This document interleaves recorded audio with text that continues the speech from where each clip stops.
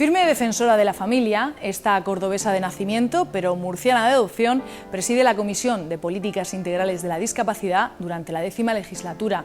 Diseñó el programa de su partido en materia de familia.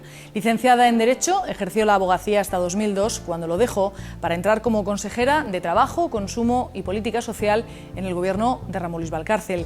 Es una mujer de ideas claras que aboga, entre otras cosas, por crear un plan nacional para luchar contra la pobreza infantil o por conseguir que la compatibilidad de la vida profesional y laboral para una mujer no sea una utopía, algo que ella conoce bien, ya que es madre de 6 hijos. Con nuestra invitada de hoy hablaremos sobre políticas de apoyo a la familia, sobre la defensa de la vida y, cómo no, de la reforma de la ley del aborto. Hoy visita el plató de Trivium Lourdes Méndez. 3 caminos, 3 rutas, gramática para comprender hechos, lógica para razonarlos y retórica para expresarlos. Son 3 de las 7 artes liberales relativas a la elocuencia, cuyo propósito es dar al hombre libre conocimiento y destreza. La confluencia de estas 3 artes da origen al Trivium. Hola, buenas noches. Puntuales a nuestra cita con ustedes, estamos aquí como cada martes para empezar nuestra charla de hoy en Trivium. María Virgen Lozano, buenas noches. Buenas noches, Paz. ¿Qué tal? Esther, buenas noches, buenas bienvenidas. Noches. Muchas gracias. Bueno, pues estamos ya las 3 preparadas para darle la bienvenida a la que va a ser nuestra invitada de esta noche, Lourdes Méndez. Bienvenida, buenas noches. Hola, buenas noches. Gracias por estar aquí con nosotros, porque sabemos que últimamente su agenda es complicada y está viviendo a caballo entre Madrid y Murcia, pero le agradecemos que haya hecho un hueco para estar con nosotros. Queremos hablar de muchos temas con usted, queremos hablar de familia, de discapacidad, de todo lo que es la política social del Partido Popular y de lo que va a ser este gobierno de Mariano Rajoy. Así que, si le parece, vamos a empezar primero, como decíamos en la presentación, por ese nuevo cargo que va a desempeñar usted en esta legislatura como presidenta de la Comisión para la Discapacidad en el Congreso. Así que, si os parece, empezamos la entrevista por ese punto. Vale, pues simplemente empezamos por el principio. ¿Qué les supone ese cargo? ¿Cómo lo lleva? ¿Cómo recibió la noticia un poco? Bueno, en primer lugar, muchísimas gracias por vuestra invitación. Y el cargo yo creo que es la comisión más bonita que hay en el Congreso, el de las políticas integrales para la discapacidad. Por lo tanto, para mí es un verdadero honor estar presidiendo una comisión de esas características, primero por el tema en sí, porque creo que se pueden hacer muchas cosas, todavía falta por hacer mucho en el tema de la discapacidad, y después porque además es una comisión que presidirla es gratificante. Aparte, es un ambiente afable, porque qué duda cabe que todos los grupos parlamentarios siempre es una comisión en la que se ponen de acuerdo en que todos los acuerdos que se toman son siempre por consenso. Por lo tanto, la forma también de trabajar y la forma de presidir esta comisión, pues aparte de lo que son los temas en sí, también el cómo se llega a esos acuerdos también es bastante afable. Por lo tanto, muy contenta, estoy francamente contenta de presidir esa comisión en el Congreso. Sí, además tiene un compañero de viaje que usted ha definido como el mejor de los que se pueden tener, ¿no? Que es Francisco Baño, es el primer parapléjico que ocupa un escaño en el Congreso. Cuéntenos cómo es esa relación. Efectivamente, porque además Paco Baño es compañero mío desde hace 8 años en el Congreso de los Diputados y bueno, pues mantenemos una relación bastante cercana. Y qué duda cabe que es el mejor portavoz que podíamos tener en nuestro partido, en el Grupo Parlamentario Popular, para que defienda las políticas de la discapacidad. Sigue estando conmigo, por lo tanto, en la comisión, sigue siendo el portavoz de las políticas de discapacidad en el Congreso de los Diputados por el Grupo Parlamentario Popular. Por lo tanto, es muy agradable tenerlo como compañero en esta comisión, muy agradable. Y para los espectadores que nos están escuchando, que puedan preguntarse qué hacen en esa comisión, para qué sirve, qué funciones tiene. Bueno, en esta comisión lo que se trata, como su propio nombre indica, es de llevar a cabo todo tipo de acuerdos que sean en pro y en beneficio de las personas con discapacidad. Es una comisión que no es legislativa, todos los temas de carácter legislativo irían a la Comisión de Política Social, pero aunque no sea legislativa, todo lo que hay se va a debatir, todo lo que hay se va a acordar, pues va a ser siempre en temas, lógicamente, de discapacidad, pues desde temas laborales, de inserción de las personas con discapacidad, pasando por temas educativos, pasando por temas de imagen, pasando por temas de lenguaje, o sea, todo es muy amplio, todo lo que abarca la discapacidad, y qué duda cabe que todo lo que allí se haga y todo lo que allí se acuerde va a beneficiar a 4 millones de personas con discapacidad que hay en España y a todas las familias de esas personas con discapacidad. Por lo tanto, por eso digo que es muy bonita, es muy importante, porque todo lo que allí se acuerde y se inste al Gobierno para que realice, qué duda cabe que va a beneficiar a muchas personas y a muchas personas que realmente lo necesitan más que cualquier otra persona que no tenga una discapacidad. Son 4 millones de personas discapacitadas en nuestro país, pero la mayoría de ellas a día de hoy siguen siendo invisibles, por así decirlo, ¿no? Hay un 20%, ellos cobran aproximadamente, según los estudios que hemos estado revisando, un 20% menos que el resto de personas, hay un 25% solamente que han conseguido un trabajo, y si ya de por sí la situación para ellos es complicada, de repente llega la crisis, llegan los recortes, ¿y qué pasa con ellos? Se ha adelantado mucho en las políticas de las personas con discapacidad, pero efectivamente ahora mismo el empleo y la falta de empleo, donde está atizando de una manera mucho más grave, es en las personas con discapacidad. Por eso es importante que se reserven dentro de la Administración un porcentaje para que esas personas puedan emplearse en la Administración. También es importante que se realicen unos itinerarios personalizados para todas estas personas para que no pierdan el empleo, y efectivamente en época de crisis es cuando hay que tener muchísimo más cuidado para que no se destruyan esos empleos en las personas que más lo necesitan. Son muchos empleos los que se están perdiendo, y es importante el incentivar el que las empresas puedan tener a personas con discapacidad. Existen incentivos por parte del Gobierno de la Nación, van a seguir existiendo lógicamente, para que las empresas sigan contratando a estas personas. Aún así hay algunas organizaciones que han denunciado sentirse como ciudadanos de segunda, lo llaman ellos. Dicen que con la crisis y los recortes, los primeros perjudicados son precisamente ellos. Sí, como decía, claro, es que ahora mismo con 5 millones de parados que tenemos en España, siempre los más débiles son los que peor lo están pasando. Los más débiles son las personas con discapacidad, sus familias, y por lo tanto es donde se tiene que existir un mayor esfuerzo para ayudar, de la misma manera que existe un 50% casi de jóvenes en el paro, y que también lógicamente existe en ese porcentaje de jóvenes, pues afecta a esos jóvenes que tienen alguna discapacidad. Por lo tanto, claro, el momento en España, la herencia que ha recibido ahora mismo el Gobierno de la Nación, el Gobierno ahora del Partido Popular, pues no es una herencia en absoluto fácil de administrar, y bueno, se tendrán que hacer todos los esfuerzos posibles para que el tema del paro y la crisis se pueda recuperar de la manera más rápidamente posible y con las menores tensiones posibles dentro de las familias. Dentro de esa herencia, que como usted acaba de decir, le ha tocado administrar al Partido Popular, está la ley de dependencia, que lo que sí ha hecho el Gobierno ha sido tener que reformularla de alguna forma para adaptarla a los tiempos que corren, ¿no? La ley de dependencia es una buena ley. Yo estaba entonces de portavoz del Partido Popular en los temas sociales cuando se puso en marcha, cuando se aprobó en el Congreso, y nosotros desde la oposición entonces lo que acusábamos era que dentro de que era una buena ley existía por primera vez un derecho subjetivo para las personas dependientes, por lo tanto tenían que tener el recurso que les correspondiera en virtud del grado o nivel que tuvieran de dependencia, pero que no estaba garantizada la financiación de esa ley.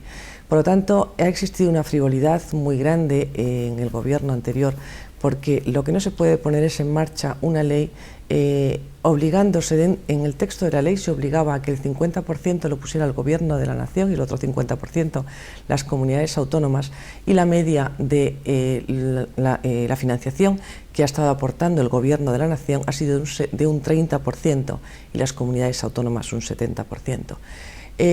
la generalidad de los gastos sociales a lo largo de la legislatura anterior han ido disminuyendo en los presupuestos del Gobierno de la Nación y han ido cargando los presupuestos de las comunidades autónomas, de tal manera que yo decía entonces en el Congreso, y lo sigo diciendo porque creo que es cierto, que han sido el Gobierno de la Nación y el Gobierno del Partido Socialista entonces los partícipes fundamentales o cooperadores necesarios para el aumento del déficit en las comunidades autónomas. ¿Por qué?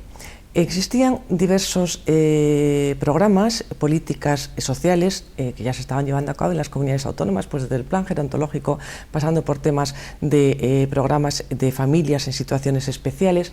Eran programas que nacían cofinanciados del Gobierno de la Nación con los gobiernos de las comunidades autónomas, y en un momento determinado el Gobierno de la Nación recorta presupuestos o incluso anula presupuestos de programas que venían existiendo, cargando entonces a las comunidades autónomas con la consecución de esos programas que en ningún caso las comunidades autónomas hacían desaparecer, sino que tenían que seguir existiendo.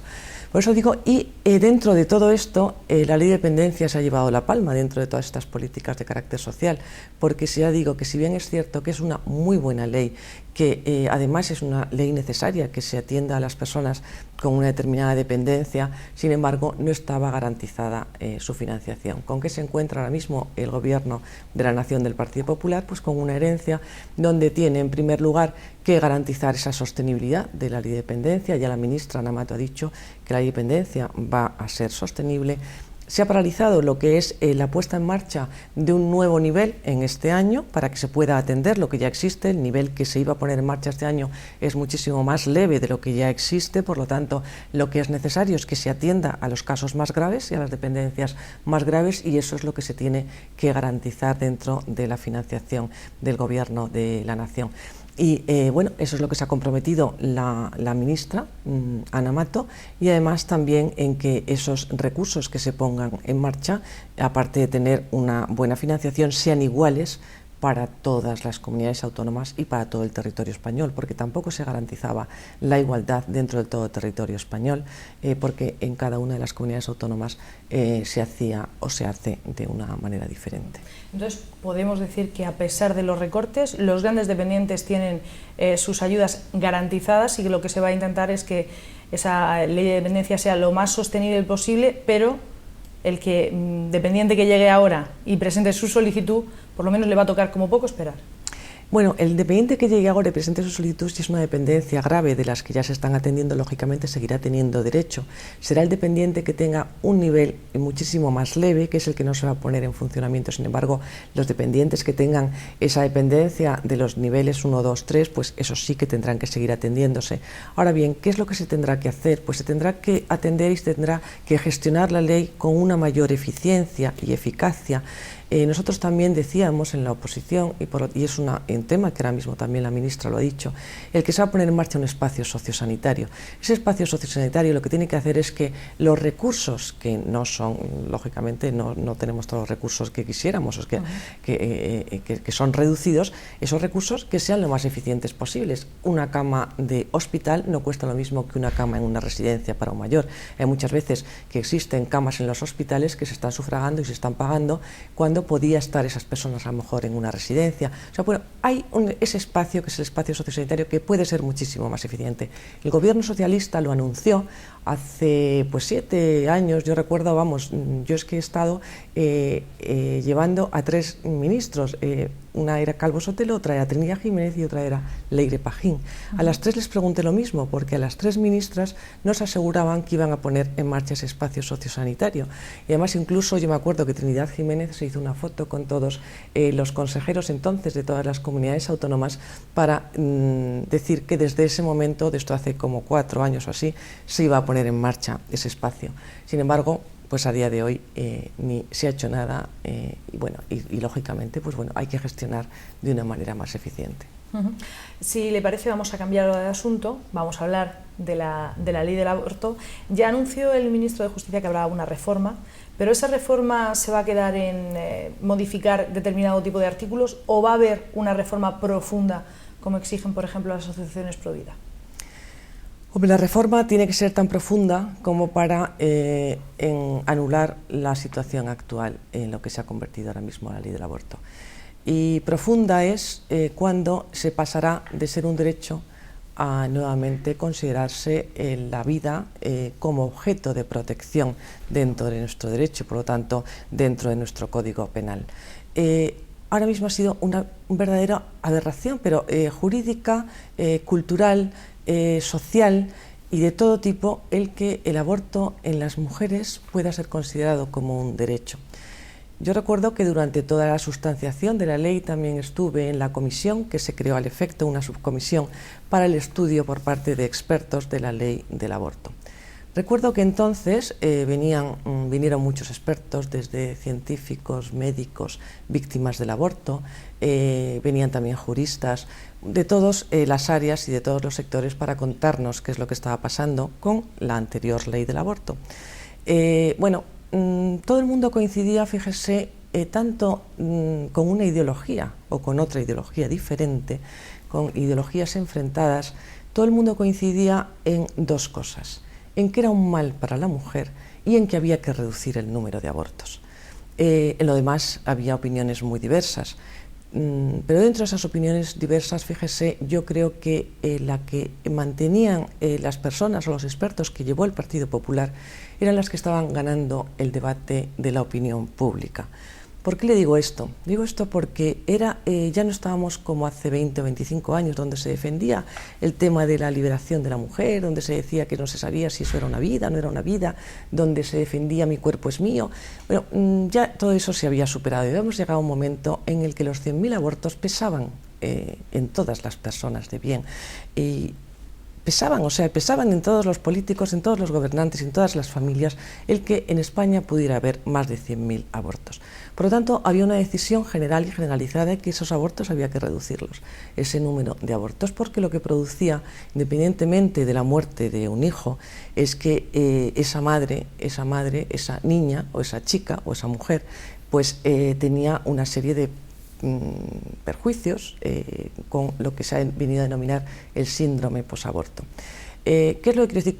Que al final no es, vamos a ver, lo que ahí se probó es que no da igual, que una mujer aborte como que no aborte. Y por lo tanto, el trasladar a la sociedad y a la opinión pública que eso es un derecho para la mujer, se la está engañando de una manera absolutamente escandalosa. Y lo que se le tiene que trasladar a esa mujer es que tiene alternativas, el apoyarla, el que tiene alternativas. Bien es cierto que en esa situación se puede encontrar cualquier mujer o cualquier chica, de 16, de 17, de 18 años, pero vamos a ver, el gobierno de la nación no puede mirar para otro lado y decir, bueno, aquí tienes los abortorios, vete a abortar, que no pasa nada. Porque al final, ¿qué es lo que pasa en la práctica? Que cuando eso se le vende a una mujer o a una chica como un derecho, como algo que no pasa nada, se está trasladando algo que no es cierto. Y además yo creo que a la mujer en este momento está, vamos a ver, ¿cómo le diría yo? Tan poco protegida como no lo ha estado nunca. Porque al final se la está utilizando de una manera muchísimo más perversa, bajo el lenguaje de que eso es un derecho para ella, se le está utilizando de una manera muchísimo más perversa que antes y incluso se está llegando a pensar que el aborto puede ser un anticonceptivo más. Bueno, creo que me he enrollado más de la cuenta, pero la pregunta concreta que usted me hacía era que si esos tres supuestos o esa modificación que anunció el ministro de Justicia sí va a ser realmente importante. El ministro de Justicia ha anunciado que va a proteger la vida, ha anunciado que va a protegerla de acuerdo con lo que se sentenció y se acordó en una sentencia del Tribunal Supremo en el año 1985. Y con eso ya es suficiente para saber que vamos a hacer las cosas con cordura, que el ministro de Justicia va a coger el toro por los cuernos y que va a acabar con este desastre jurídico, social y cultural que nos ha traído el gobierno socialista. ¿Pero usted tiene algún dato, nos puede contar algo, qué líneas rojas el gobierno va a marcar con la ley del aborto, si va a haber una nueva ley de plazos, si no, si se va a estipular otra figura? porque, vamos, eso lo dijo el ministro, pero poco ha trascendido, lo del informe a los padres, ¿no? Informar a los padres y bueno, y poco más. Entonces, nosotros que sabemos que usted es una muy activa en este tema, no sé si tiene alguna información, algún titular que nos pueda dar, o por dónde van a ir los derroteros, aunque se lo haya dicho alguien así. Vamos a ver, ya hay una postura del Partido Popular y del Grupo Parlamentario Popular que fue la subcomisión, el voto particular, que se realizó un voto particular donde eran 20 y tantos folios. Después de eso existe el recurso que se interpone ante el Tribunal Constitucional, donde se solicitó además que se paralizara la aplicación de esa ley. Fue una pena porque por muy poco no se paralizó la aplicación de la ley. Y por lo tanto la postura está bastante marcada de cuál es la de que ahora mismo tiene el Partido Popular. Y lo que ha anunciado el ministro es que se va a proteger la vida. La protección de la vida en nuestro derecho, pues bueno, siempre ha sido por medio del Código Penal. Eso no quiere decir que el Partido Popular o el ministro de Justicia vaya a meter a ninguna mujer en la cárcel. No va a meter a ninguna mujer en la cárcel porque sí, lo que sí que le puedo anunciar, que ya el ministro lo ha dicho, es que no va a existir pena de cárcel en absoluto para ninguna mujer que aborte. Otra cosa diferente es para las personas que hacen negocio con los dramas y con la vida de los demás. Eso sí, el negocio abortista, me está hablando de las clínicas, tipo el doctor Morín. Ahí está. Todo ese negocio turbio que hay detrás es el negocio turbio, y que haya personas que se estén enriqueciendo con la vida y con los dramas de las mujeres que pasan por esos abortorios.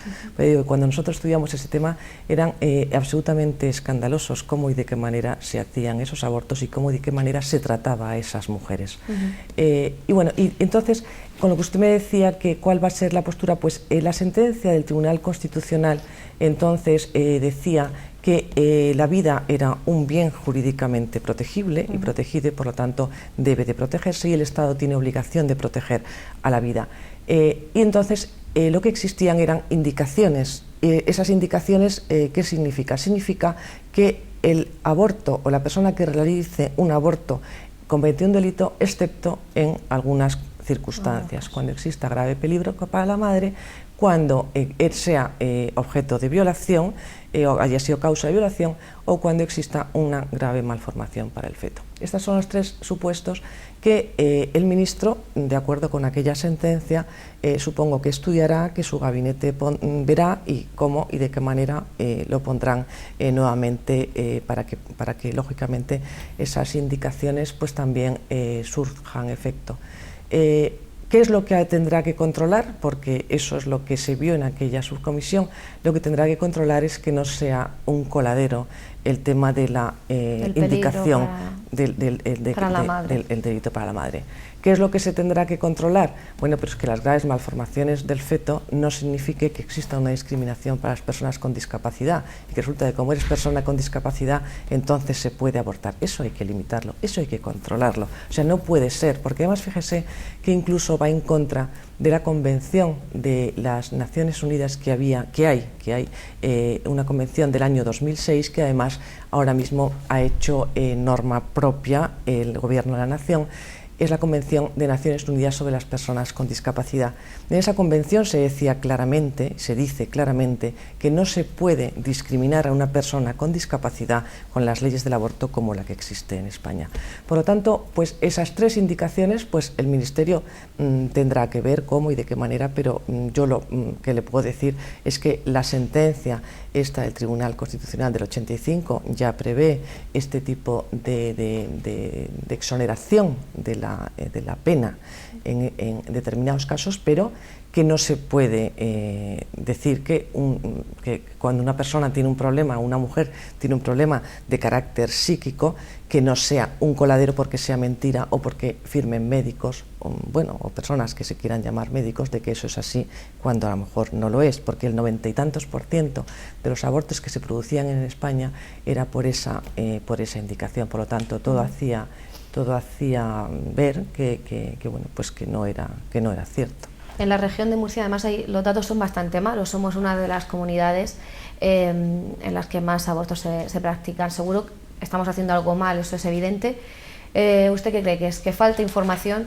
que al final lo del apoyo a la mujer es pura retórica, porque yo creo que también no hay que proteger la vida, hay que proteger a la gestante, si todo eso se oye, se ve, hay alguna medida, pero yo creo que hay que pasar a medidas contundentes y a explicar bien qué es lo que supone el aborto, y sin demagogia y sin que le acusen a uno de retrógrado o no, sino decir qué le pasa a las mujeres. Para que una mujer decida abortar ya tiene que tener algún problema seguramente grave, que se vea abocada a tomar esa decisión, o siquiera planteárselo, porque no es un plato de buen gusto, eso está claro con nuestra propia naturaleza, pero si se ven tantas personas abocadas a eso, si encima sí lo hacen y no conseguimos, o de momento no se consigue parar las cifras del aborto, por lo menos una reflexión serena y unas medidas contundentes deberían de ponerse en práctica. No sé si ahora usted, que es una defensora, como hemos dicho, de la vida y de la familia, tiene oportunidad de aconsejar y de... Tiene usted toda la razón, y además yo creo que yo no soy la única defensora de esto, creo que todos los que estamos aquí, que está acá, además mucha gente es defensora de la vida y defensora de la familia. Y todo lo que usted dice tiene absolutamente toda la razón, y de hecho el ministro también ha dicho que esa ley que se va a hacer no va a ser una ley solamente desde el punto de vista penal, sino que va a ser una ley de apoyo a la mujer embarazada. ¿Por qué? Porque efectivamente en las circunstancias en las que se encuentra la mujer para llegar a esto son circunstancias de carácter laboral, circunstancias de carácter económico, circunstancias de carácter afectivo, muchísimas circunstancias que le llevan a tomar esta decisión. Por lo tanto, lo que ha hecho el gobierno socialista ha sido taparse los ojos y decir, bueno, vamos a engañar a esta chica, vamos a decirle que esto es un derecho, vamos a decirle qué maravilla, que qué bien lo que va a hacer y qué bien lo que está haciendo, y sin embargo vamos a eludir cualquier tipo de respuesta que nosotros tenemos que dar a las mujeres cuando se encuentran con este drama y con esta tragedia. Pues efectivamente el tratamiento es absolutamente diferente. El tratamiento es que a esa mujer hay que ayudarle, que a esa chica con 16 años hay que ayudarla, y hay que estar con ella, y hay que aconsejarla, y hay que decirle, y a lo mejor habrá que hacer un itinerario para adoptar a ese niño, o a lo mejor hay muchísimas cosas que se pueden hacer, y de hecho hay muchísimas ONGs que están trabajando en muchos casos de manera altruista porque les faltan medios económicos, y yo conozco a muchas que sí, que no tienen todos los medios que tendrían que tener, y están haciendo un gran trabajo ayudando a estas chicas, ayudando a estas mujeres. Y efectivamente, ¿por qué en Murcia ahora mismo el número de abortos es alto? Pues fíjese, porque el porcentaje de las personas inmigrantes, que es muchísimo mayor en el número de abortos que la española. Y bueno, pues eso también es objeto de estudio, es objeto de ver qué es lo que ocurre, porque claro, ¿y qué pasa? Que son problemas de carácter laboral.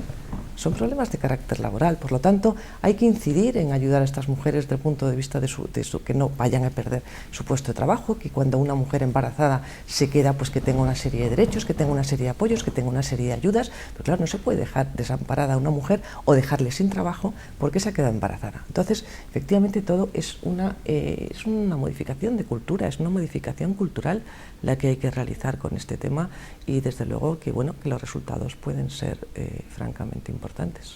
¿Y todo eso cómo se concreta en medidas concretas? Porque la teoría aquí la tenemos clara, pero ¿cuáles son esas medidas concretas de apoyo a esa mujer gestante para defender la vida y sobre todo para defender la institución familiar, que al fin y al cabo es lo que cuenta? Pues mire, nosotros recuerdo también hicimos un proyecto de ley entonces de apoyo a la mujer embarazada, donde había que verlo desde muchos puntos de vista.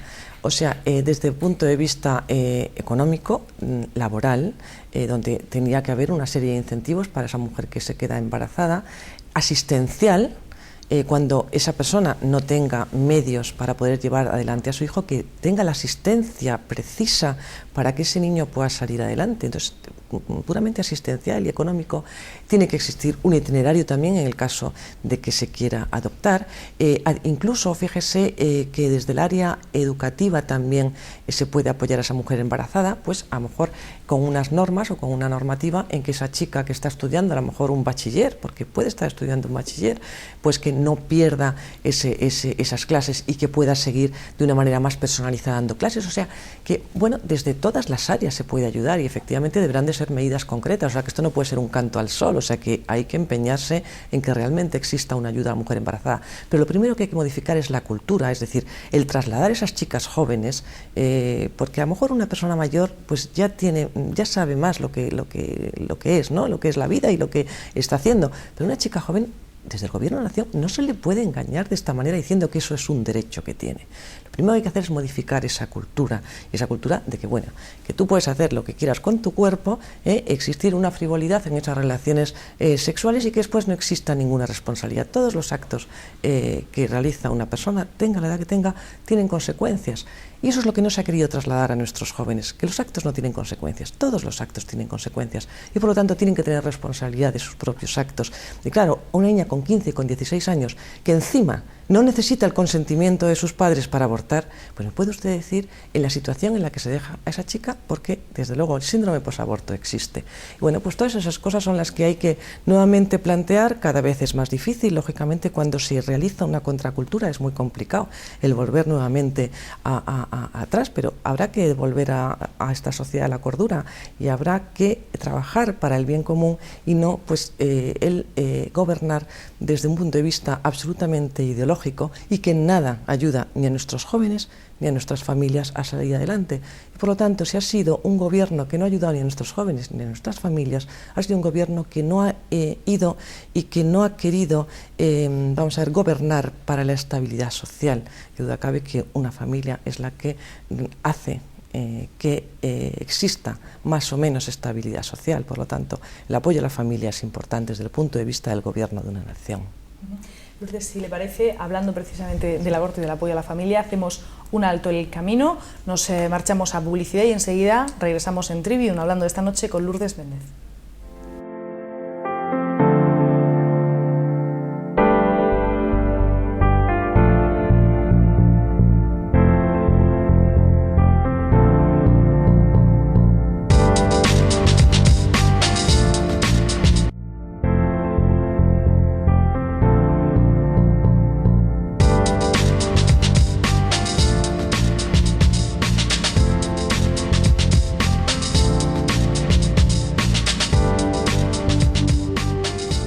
Seguimos en Trivium, esta noche nos acompaña Lourdes Méndez y nos habíamos quedado hablando precisamente del aborto y al final hablando de esas políticas de ayuda a la familia y a la maternidad. Pero otro gran asunto que queríamos tratar esta noche con usted es la conciliación de la vida familiar y laboral, porque estábamos hablando del hecho del aborto, de tener un hijo, pero bueno, cuando se tiene un niño, cuando se forma una familia, ¿cómo podemos encajar esos dos grandes apartados que es la vida familiar y la vida laboral? Porque algunas veces parece un puzzle difícil de encajar y sobre todo para una mujer. Es francamente complicado, yo creo que ya me van a dejar que haga una pequeña broma, que nos han vendido una burra a las mujeres, nos hemos tragado esa burra, pero bueno, pero vamos a lo serio y es realmente importante, o sea que la conciliación, cuando la mujer se incorpora al mundo de trabajo y la vida laboral, pues en otros países europeos lo que ha ocurrido es que se han puesto en marcha de una manera casi inmediata determinadas medidas, tanto de ayuda por hijo, pues bueno, en Francia hay unas ayudas por hijo importantes, como de temas de horarios, de flexibilidad en los horarios en los trabajos, de subvenciones por parte del Estado a los empresarios. Ha habido una serie de medidas que, bueno, que ahora poquito a poco se están implantando en España. Pero fíjese si eso estará dando como consecuencias que nos dicen que esa política de conciliación no está siendo eficaz ni oportuna, que nuestra demografía está bajando a una manera realmente preocupante. Desde el año 30 y tantos, no sé, el año 37 o 38, este año es el primer año que en España ha descendido la población. Fíjese usted qué importante es esto. Ahora mismo tenemos una media de nacimientos por hijo del 1,39, cuando para que exista una regeneración tendríamos que estar en el 2,1 por mujer. Estamos en 1,39. En los 8 años anteriores ha bajado una barbaridad. Pero nuestro suicidio demográfico se ha producido bastante antes. Nuestro suicidio demográfico viene en los años 80 y tantos. Se modifican las culturas, se incorpora a la mujer al mundo laboral, no existen suficientes medidas de conciliación y son realmente importantes, pero importantes para la satisfacción personal y para que pueda una mujer crear una familia, importantes para el gobierno y para el Estado y la nación, importantes para nuestra sociedad como tal y para que pueda regenerarse de una manera demográfica nuestra sociedad.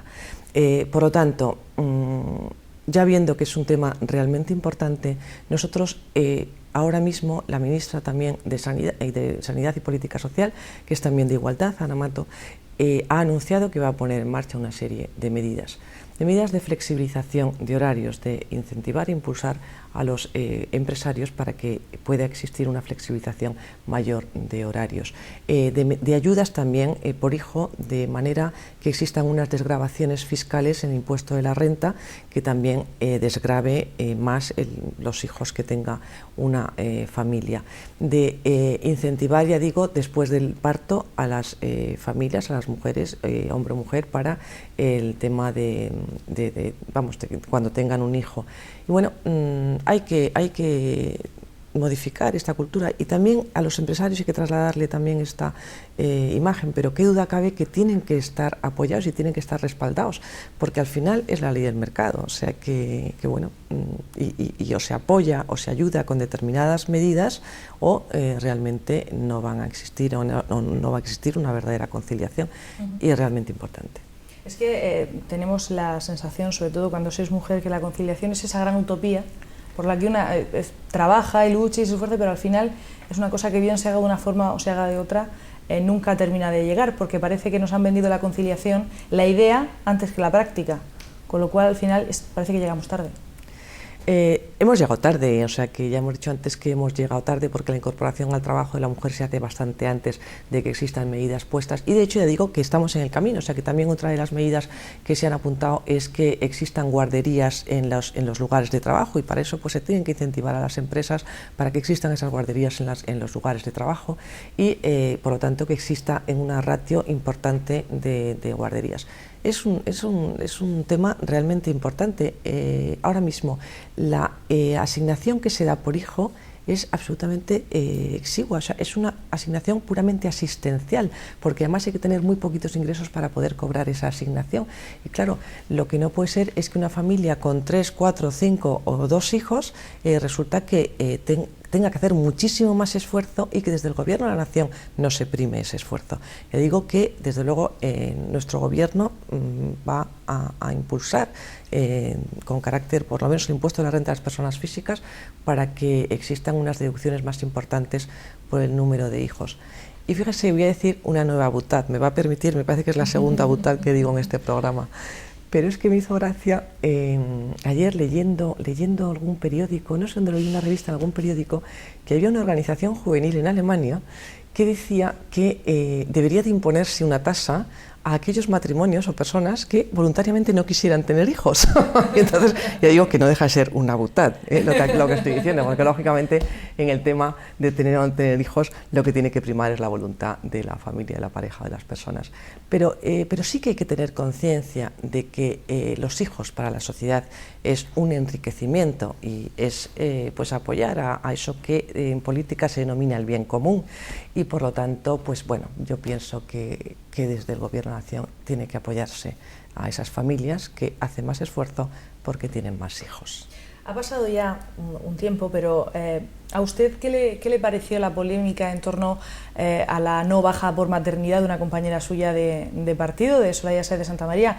Porque desde muchos sectores se acusó el hecho de que pues, al poco de la luz estaba en el balcón de Génova celebrando el triunfo de Mariano Rajoy, y se le reprochó el hecho de que ella no diera ejemplo pues, tomándose su baja por maternidad.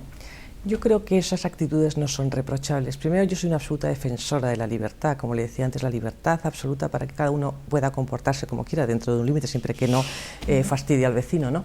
Pero, y entonces si en este caso concreto Soraya Sáez de Santamaría estimó que podía seguir trabajando, pues porque tenía a su hijo atendido con su marido seguramente, porque creo que así lo dijo ella, y con una persona o su madre o quien sea, o sea que le pueda atender y puede conciliar, ¿por qué no vamos a dejar que ella voluntariamente decida no cogerse esa baja por maternidad?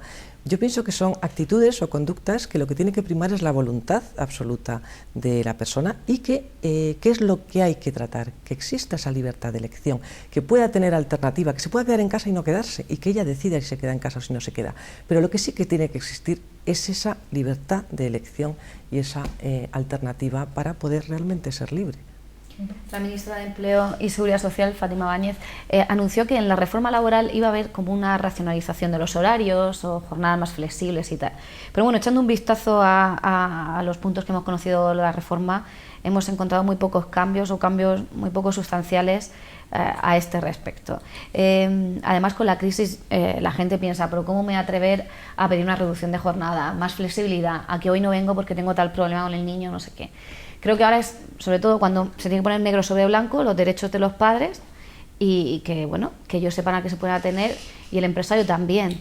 Entonces, yo por lo menos en lo que es el tema de la reforma, no sé si su gobierno o el gobierno al que usted ahora mismo pertenece va a plantear algo más, pero hay mucha gente que se ha quedado como un poco, si solo es esto, no vamos a conciliar nada. Pues fíjese, usted dice si solo es esto y sin embargo el partido nuestro en la oposición van a salir a la calle porque dice que qué barbaridad de reforma. O sea que depende desde qué punto de vista se mire la reforma. Hablando de la conciliación. Hablando de la conciliación, bien, perfecto. Sí. El objetivo que ahora mismo pretende la reforma laboral, exactamente igual que las otras reformas, las 4 reformas estructurales que se han hecho en tan solo 2 meses, es el objetivo de la creación de empleo, recuperación económica y creación de empleo. ¿Qué ocurre? Efectivamente es un momento muy delicado para pensar tan solo en la conciliación o por lo menos el que a los empresarios el impulsar el que sean realmente responsables en la conciliación, sobre todo las mujeres, porque qué duda cabe que seguimos siendo las mujeres las que tenemos más problemas para conciliar. Bueno, en esa reforma laboral sí que existen incentivos para el trabajo a tiempo parcial y en otros países europeos, que son, vamos, yo no lo comparo con otros países diferentes, son los países europeos los que más se parecen, lógicamente estamos en la Unión Europea y al nuestro, esa flexibilidad para trabajar a tiempo parcial es muchísimo más amplia que existe en España. En esa reforma laboral sí que existe esa flexibilización para que incentivar a las empresas para que impulsar ese trabajo a tiempo parcial. Además de eso, también en la reforma laboral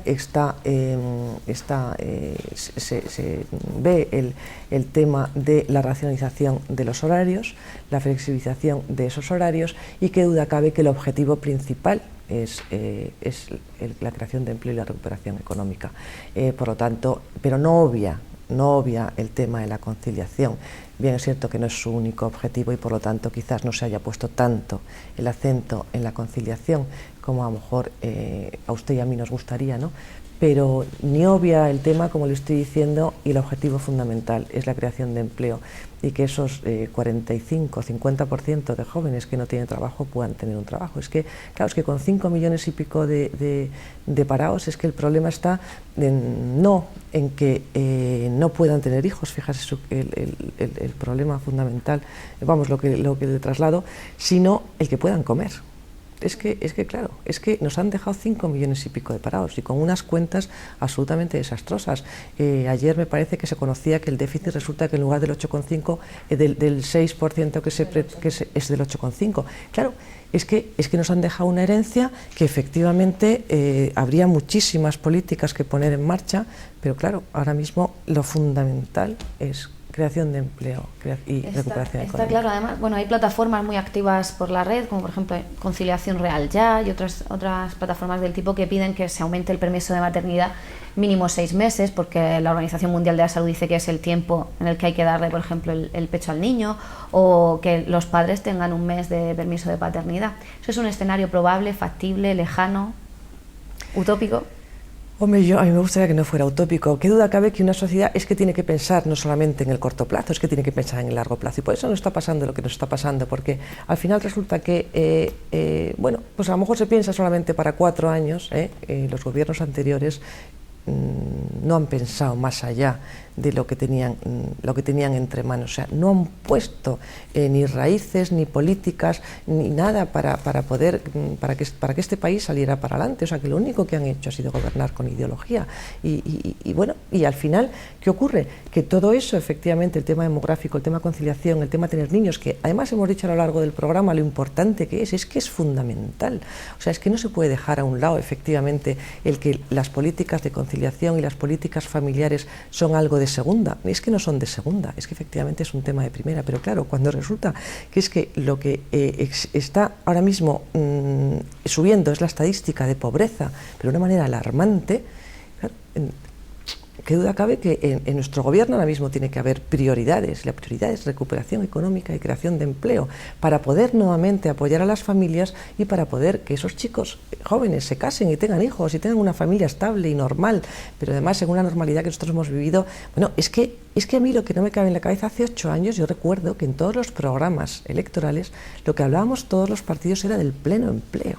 Del pleno empleo, estábamos en unos porcentajes de un 5 de un 4% de empleo, de empleabilidad, y resulta que en 8 años hemos llegado a un 20 y tantos de paro. A un 20 y tantos de paro cuando en los países de nuestro entorno no están en este paro, 7, un 8%, cuando también están con la misma crisis que nosotros. Lo que pasa es que se ha mentido, se ha negado la crisis, no se han hecho las políticas adecuadas, nuevamente vemos que se miente con el tema del déficit, o sea que bueno, hemos tenido unos gobernantes que realmente no se han merecido ser gobernantes, ni ministros, ni presidentes del gobierno de España, no se lo han merecido, y España no se merecía tener ese gobierno, y bueno, es lo que hemos tenido, gracias a Dios. Ahora tenemos un gobierno que, bueno, pues está lanzando una imagen de confianza, de seguridad, está intentando y está haciendo las cosas, bueno, en 2 meses han hecho las cosas que estos señores no han hecho en 8 años, y bueno, se están poniendo las bases para poder salir de esta crisis, que ya su causa, bien es cierto que no es española, es de carácter internacional y todos lo sabemos, o sea que yo no voy a dar ahora mismo clases de esto, pero sí que es cierto, y además yo lo he vivido, cómo se le decía que tenía que hacer reforma laboral, reforma del sistema financiero, es que se le pedía, decía que no pasaba nada, que no estábamos en crisis. Ya en el año 2007 y 2008, cuando ya se estaba diciendo lo de la crisis, ya la negaban. Bueno, pues nos encontramos con lo que nos encontramos.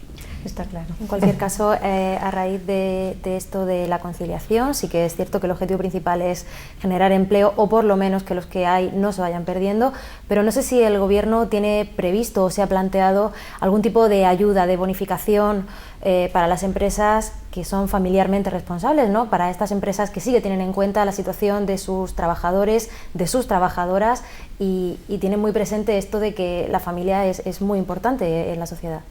Concretamente, yo ahora mismo las ayudas en concreto que se puedan dar para estas empresas socialmente responsables no se lo puedo decir. Lo que sí que sé es que existe esa política de apoyo a la familia. Se va a hacer un plan integral de apoyo a la familia donde habrá diversas políticas y diversas medidas que yo ahora ni las sé ni se las puedo adelantar porque eso está en marcha, y por lo tanto en ese plan de apoyo a la familia pues vendrán lógicamente desde el punto de vista laboral, educativo, dependiendo de los hijos que se tengan, o sea que tiene que ser importante ese plan que desde el Ministerio de Política Social se va a aprobar, se va a poner en marcha. Dentro de ese plan integral de apoyo a la familia, y como es un plan que se tendrá que desarrollar en el Ministerio, yo le pregunto su opinión. Ese plan, ¿por dónde tendría que girar? ¿Desde un punto de vista económico, de apoyo económico a la familia, o más desde un punto de vista de crear familia? Es decir, vamos a intentar que la familia, pues que el padre y la madre puedan pasar más tiempo con sus hijos, no tanto desde un punto de vista económico, como más desde un punto de vista de ayudar a que esa familia realmente sea un núcleo compacto dentro de la sociedad, porque lo que no se nos escapa a ninguno es que la familia, a día de hoy, en la situación de crisis en la que vivimos, es la base de nuestra sociedad. Yo creo que, como usted bien dice, tiene que ser desde todos los aspectos que usted ha planteado, o sea que desde una defensa de la familia, pero fíjese si al final está el tema ideologizado, tiene que ser, como usted dice, un tema de apoyo a la familia, porque la familia es la unidad natural que da estabilidad además a la sociedad, y por lo tanto eso es lo que el Gobierno tiene que apoyar. A mí el tema de otras de parejas con una afectividad determinada, eso el Gobierno no tiene por qué regularlo, porque lo que realmente está dando estabilidad a la sociedad son las familias estables. Por lo tanto, ¿por qué digo esto? Porque parece como si la familia con hijos, o las familias numerosas, o las familias con 2 o con 1, da igual, fuera algo carca, y que es de una ideología carca y conservadora. El otro día en un debate de la representante del Partido Socialista le acusaba a la ministra y le decía, claro, es que ustedes solamente hablan de familias numerosas, como si fuera una cosa absolutamente despreciable. La ministra no había hablado de eso, lo que pasa es que ya llevaba el aprendido, pero hubiera hablado o no hubiera hablado, daba igual. O sea que lo que no puede ser despreciable ni considerar desde esa imagen es que una familia numerosa sea un tema carca, o sea un tema conservador, o sea un tema, y por lo tanto eso no se puede defender. Y usted, la familia, pues habrá que defenderla y habrá que apoyar la que dé estabilidad a la sociedad, la que ayude a la sociedad. Esas familias donde ahora mismo están actuando como verdaderas redes de protección social. Si no fuera por la familia, ahora mismo habría una estallida social en España. Sin embargo, las familias están actuando ahora mismo como una verdadera red de protección social.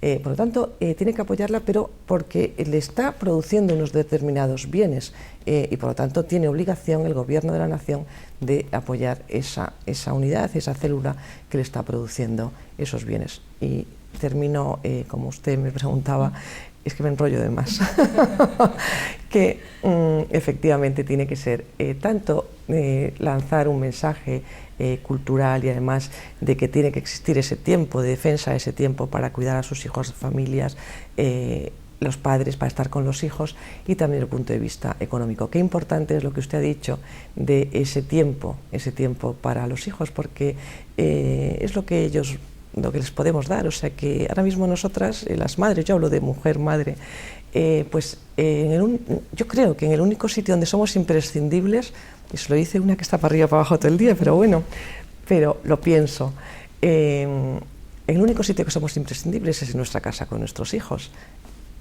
Cualquier trabajo que nosotros realicemos fuera de nuestra familia, pues yo creo que somos prescindibles, y el cementerio está lleno de personas prescindibles, pero sí, yo creo que sí que somos imprescindibles en nuestra casa con nuestros hijos. Por lo tanto, tenemos que reivindicar ese tiempo que ellos nos piden. Le voy a contar una anécdota muy graciosa de mi hijo mayor cuando era pequeño, que me acuerdo que un día me iba de casa y me decía: mamá, ¿pero qué te vas? Quédate. Pues tendría entonces 5 o 4 años. Y yo, que me tengo que ir, ¿pero qué es lo que quieres? ¿Qué es lo que quieres? No quiero nada, quiero que estés conmigo, o sea, quiero que te quedes aquí. Entonces, pues fíjese, mi hijo ya tiene casi 29 años, bueno, no creo que me oiga, porque si no, me dice: mamá, que vaya vergüenza que me haces pasar, pero recuerdo, fíjese, y se me quedó grabado aquello. Pero bueno, qué duda cabe que yo creo que las mujeres de ahora podemos con todo, pero lo que se trata es de que reivindiquemos nuestro tiempo. Sí. Durante la campaña electoral también se habló, por ejemplo, de poner en marcha, y fue una cosa que me llamó mucho la atención dentro del programa electoral del Partido Popular, poner en marcha un plan nacional para luchar contra la pobreza infantil. Como usted ha comentado aquí, pues los ratios de pobreza en nuestro país van creciendo a raíz de la situación económica, del aumento del paro, pero un plan nacional para luchar contra la pobreza infantil, esto hace unos años en un país como el nuestro ni nos lo hubiéramos imaginado. Fíjese, sin embargo, los datos, además, UNICEF es una de las organizaciones que lo denuncia. Tenemos un porcentaje altísimo de pobreza infantil, no sé si un 25%, de los países europeos donde más riesgo de pobreza infantil existe. Y existen estudios y estadísticas donde dice, bueno, pues cuáles son las causas, ¿no?, que pueden determinar esos márgenes de pobreza. Y bueno, pues en España son muchos: tema educativo, tema laboral, tema desestructuración de familias, tema de las madres, las familias monoparentales, de esas madres que no tienen la ayuda que tienen que tener de sus maridos o de su pareja, y bueno, pues todo eso es lo que está abocando a una pobreza infantil importante. Ahí hay que acudir de una manera bastante fuerte porque hombre, no puede ser, tenemos pocos niños y encima nuestro nivel de pobreza está subiendo, hombre, pues eso hay que afrontarlo de una manera muy seria. Y volviendo a estos temas ideologizados que hemos ido sufriendo en las legislaturas pasadas, ¿qué le parece la política esta de cuotas que estuvo tan de moda del gobierno de Zapatero y todo el rollo terminología de miembros, miembras y...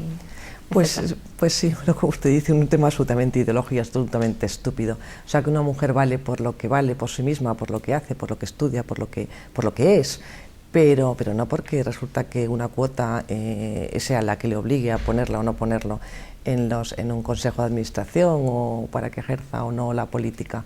Y fíjese que hay ahora mismo muchas más mujeres en carreras, por ejemplo, de juez. En jueces hay muchísimas mujeres. Y juez es una carrera y desde luego es una oposición donde no se van a poner por cuotas, o sea que es porque realmente demuestran que valen. Bueno, pues eso es lo que nosotros reivindicamos y lo que yo en concreto reivindico, que se nos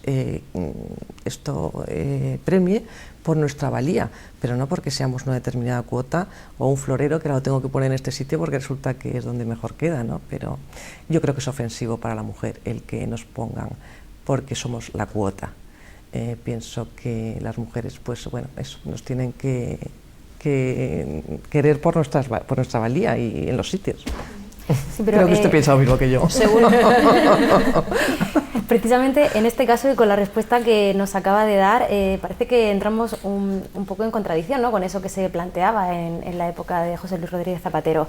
Dicen que los hombres y las mujeres somos complementarios, pero hay diferencias a la hora de ver las políticas. En este caso concreto, por ejemplo, los hombres en este caso defendían, ¿no?, eso de la paridad, de las cuotas, y sin embargo nosotras, al fin y al cabo, parece que todo eso no nos sirve, ¿no?, que queremos una solución real y que todo eso se convierta en parte de nuestro día a día, ¿no?, esa igualdad. Sí, lo que usted dice, porque efectivamente no somos iguales, somos complementarios, y entonces como no somos iguales podemos enriquecer muchísimo más todos los mundos, el mundo empresarial, el mundo de la política, y porque nuestra visión es diferente, porque somos distintas, y entonces pues tenemos una forma de actuar diferente. Por lo tanto, es esencial que estemos en todos los ámbitos. En mi tema, pues bueno, creo que es esencial que la mujer esté en política, creo que es fundamental que esté en política de la misma manera que creo que es importante que esté en una empresa. Y bueno, y eso es lo que tenemos que reivindicar, estar en los sitios que nos corresponde y estar en los sitios. Estarlos, y no dejar de estar en los sitios. Hemos hablado mucho de política, de conciliación con usted, pero entrando un poco en el terreno más personal, con una prole de 6 hijos y dedicada a la política como bien sabemos todos, ¿cómo se arregló sobre todo cuando los niños son pequeños y con tantos? La verdad es que van saliendo las cosas y uno nunca sabe cómo salen. Pero siempre he tenido ayuda de mi marido, que duda cabe. He tenido la suerte de poder tener ayuda en casa, o sea que bueno, siempre he tenido una persona que me podía ayudar. Y bueno, y va saliendo, o sea que yo ahora veo lo que fui capaz de hacer hace 20 años con los 6 niños pequeños y no entiendo cómo lo pude hacer. O sea, bueno, es que no lo entiendo, pero... Iba despejada. Sí. ¿Cómo era posible eso? Pero fíjese, sí, pero incluso además no pudiendo poner ninguna excusa de carácter familiar en mi trabajo. Yo entonces conciliaba, cuando los niños eran pequeños, una concejalía en el Ayuntamiento de San Javier en concreto, con un despacho de abogados y con mi familia. Bueno, pues yo nunca he puesto una excusa de carácter familiar en mi trabajo porque sabía que no podía ponerla. Y sin embargo sí que había personas que, estando a lo mejor bajo mis órdenes, hombres, se iban por la mañana a la consulta del ginecólogo para acompañar a su mujer. Yo cuando me iba a la consulta del ginecólogo me iba por la tarde y en horas que no eran de trabajo, pero fíjese hasta qué punto el planteamiento era diferente. Yo no podía decir que tal, porque claro, ya te tachan de que, claro, la mujer. Y de hecho, bueno, aquí somos todas mujeres y seguro que compartís... Sí, no. Sí, pero salen las ondas, no, luego me criticarán. Pero es cierto que somos todas mujeres y entre nosotras que estamos aquí, yo creo que todas hemos vivido esto, ¿no? Que no puedes poner nunca ninguna excusa de carácter familiar cuando tienes cantidad de problemas. Yo me acuerdo también un día, madre mía, que un hijo mío, ahora es mago, se bebió una botella de aguarrás. Me acuerdo perfectamente, y entonces mi marido se lo llevó al hospital para que le hicieran un lavado de estómago. Este era una verdadera polvorilla, hacía de todo. Y yo recuerdo en un despacho que tenía una persona enfrente cuando me llamaron para decir esto, y de una manera muy serena dije, mire usted, perdóneme, es que tengo un problema laboral de trabajo, que es que me están requiriendo en otro sitio y tenemos que acabar pronto. No cogí, pues me parece que estuvimos a lo mejor media hora más cuando se fue aquella persona, salí corriendo al hospital a ver qué le había pasado con el lavado, aquello olía a guarras. Pero bueno, pero son cosas que sí, he tenido ayuda, he tenido suerte, y yo creo que las mujeres ahora, como no queremos renunciar a nada, pues al final puedes con todo. Al hilo de todo esto, usted como madre, ¿qué le diría a una mamá primeriza? Un consejo. Un consejo a una mamá primeriza. Bueno, me lo pone usted muy difícil. Me lo pone usted muy difícil. Un consejo que le daría, pues que no se pierda los primeros meses de su hijo. Quizás es lo que yo me he perdido muchas veces de mis hijos, que no se pierda los primeros meses de su hijo o de su hija. ¿Y a una política primeriza? Que no deje que el tiempo que no deje tampoco, o sea, que no descuide la familia por ese tiempo que parece que la política te roba, porque es que más te roba mucho, fines de semana, no fines de semana, son viajes, y que priorices, que si un día a lo mejor tienes que decir que no puedes ir a un sitio, pues no puedes ir a un sitio, y si no puedes salir en la foto ese día, pues no sales en la foto ese día. Pero yo creo que hay que priorizar, y a una mujer política le diría que no deje la política, pero que piense que priorice y que es imprescindible en su familia y nunca en la política. Bueno, como nos acaba de decir hace nada con la anécdota de su hijo, es usted una mujer tranquila, que no suele perder la calma, pero si hay algo en concreto que le haga perder la paciencia, ¿qué es? La mala educación. La mala educación. Sí, yo creo que son de esas cosas que, sí, la falta de respeto, la mala educación, pues a lo mejor, sí, no sé si perdería la paciencia, pero me irrita. ¿Y la sonrisa? Porque también es usted una mujer con muy buen sentido del humor, una mujer a la que le gusta reírse. ¿Cuándo ha perdido la sonrisa y por qué? Wow. Quizás la sonrisa, pues a lo mejor cuando te engañan, ¿no? Cuando te mienten, es otra de las cosas que no me gusta, o sea, el tema de la mentira, el engaño en política, sí me hace perder la sonrisa. Pues nosotras desde aquí le deseamos que durante esta legislatura, durante el tiempo que esté como presidenta de la Comisión de Políticas Integrales de la Discapacidad en el Congreso, y con estos tiempos que hay que reconocerlos no son los mejores para ejercer política, pues no pierda la sonrisa. Le deseamos mucha suerte, que tenga mucho ánimo, que las cosas vayan bien, y yo no sé si mis compañeras, después de esta interesante entrevista, no sé si porque somos todas mujeres y por los temas que hemos tratado, nos está dando la razón, está muy bien. ¿Quieren añadir alguna cosa más antes de marcharnos? Yo nada, darle ánimos para que se emplee a fondo con este colectivo tan sensible como el de los discapacitados, y porque siga luchando como hace siempre porque la mujer tenga éxito personal y profesional. Mucha suerte y buenas noches. Y bueno, yo con 4 mujeres aquí en plató, yo lo único que le puedo decir es sobre todo agradecerle que haya pasado este ratito con nosotras. Sabemos que es muy complicado que pueda hacer un hueco en esa vida con todos esos compromisos políticos y familiares, como hemos dicho, que son quizá los más importantes. Le agradecemos que haya estado aquí y bueno, ya sabe que siempre que quiera, esta es su casa. Pues muchísimas gracias a vosotras, muchísimas gracias a los realizadores del programa. Para mí ha sido un verdadero relax poder estar aquí con vosotras, y os agradezco muchísimo la invitación. Muchas gracias. Pues muchas gracias a ti, Lourdes. Ya sabes que esta es tu casa y que serás bienvenida. Gracias. Pues nosotros ponemos así punto y final a nuestro Tribune de esta noche, pero recuerden que tenemos una cita aquí el próximo martes. Hasta entonces, buenas noches y pasen una feliz semana.